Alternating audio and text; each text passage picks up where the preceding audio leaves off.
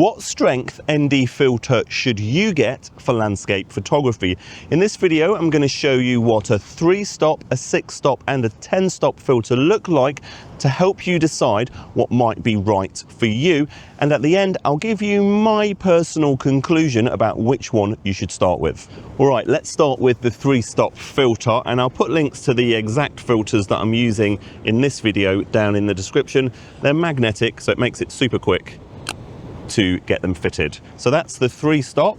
Let's go and take a photo of this beautiful scene and I'll show you what it looks like. So because it's only a 3-stop filter, we won't need to use bulb mode for this. We can just use the regular mode in the A7R4, which I'm shooting on today. And that's going to give us about a 1/5 of a second exposure. Got a 2-second timer. Let's take that and I'll put on screen now what that looks like.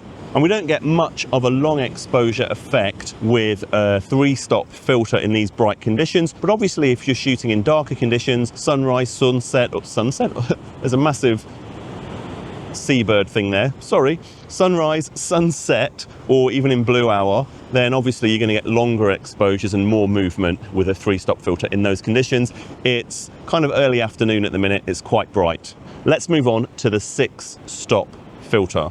We'll just pop off the 3-stop, and the kit that I got had this really nice little bag which helps keep everything safe. So we'll go grab the 6-stop, click that on. Obviously we're going to need to increase the exposure length now, so we're looking at about a 1.3 second exposure now, so we should start to see a little bit more movement in the ocean. Let's go and take that.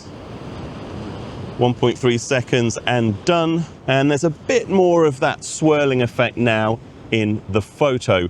Let's go and grab the 10-stop filter next.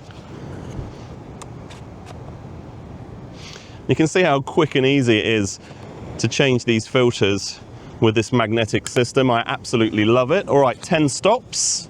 Getting some massive waves hitting that rock there. So we're going to have to go even longer now, and we're looking at about a 10-second exposure now. So these have all been taken at f/16 ISO 100, and once that 10-second exposure is finished, which it has just done, you can see even more movement now in that water. And obviously the faster things move in the scene, the more they're going to blur out. Sorry, I'm just keeping my eye to make sure I'm staying safe with these big waves hitting these rocks. Okay, so that's a 3, 6 and 10-stop filter. And here's what they look like side by side on the screen, just so you can compare them really easily. So which strength filter should you go for if you're just going to buy one to start with? Well, in that case, I would recommend starting with a 10-stop filter. And the reason for that is you're actually going to get some more dramatic and significant results with a 10-stop filter compared to a 3-stop filter, especially if you find yourself shooting in brighter conditions in the middle of the day, or well after sunrise, or well before sunset. Start with a 10-stop filter, use it for a little while and see what you think, and then you can decide whether you want to go even longer to a 15-stop filter, which is going to give you massively long exposures.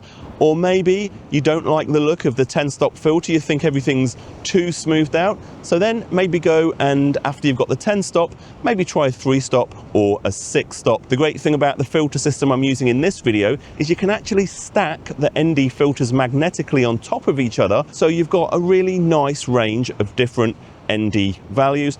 I'll put a link to those filters down in this description. Please subscribe, I'd really appreciate it, and hopefully I'll see you in the next video. Oh, and you might want to check out this video next. YouTube thinks you'll really like it. All right, I'm going to go now and get away from these big waves.